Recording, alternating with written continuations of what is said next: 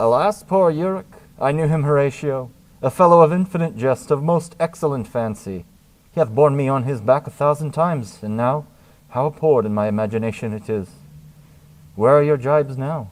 Your gambols, your songs, your flashes of merriment that were wont to set the table on a roar?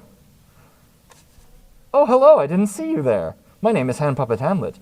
You know you don't have to be a Shakespearean to make a puppet and put on your very own puppet show. All you need is some paper, a stick, and your imagination. Come on, let me show you how. These are all the supplies that you'll need to make a paper puppet. You'll want a piece of paper, some pen, pencil, or marker, a stick, and a little bit of tape. So, the first thing you'll want to do is draw your character for your puppet show. Could be very simple, just a little stick figure person ought to do the trick. If you're a great artist, you can certainly do whatever you like here, but even just a simple puppet will be enough for your first puppet show. Once you have your character drawn on the piece of paper, you want to flip the piece of paper over and take your stick and put it in the middle here.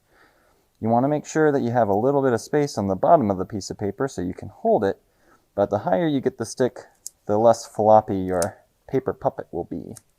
Then, taking a piece of tape, you can do a tape at the top of the stick and a tape towards the bottom of the piece of paper. So now, with the stick taped onto the paper puppet, you have yourself a little man who can walk around and say all sorts of things. That's all you need to do to make a paper puppet. Now, if you wanted to get a little bit fancier with your paper puppet, you could take another piece of paper and draw your same character, but this time, instead of having one face,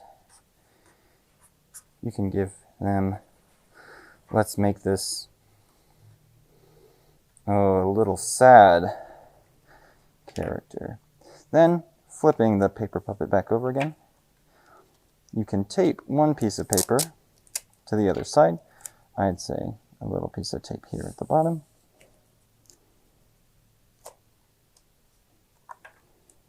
And another little piece of tape here on the other corner.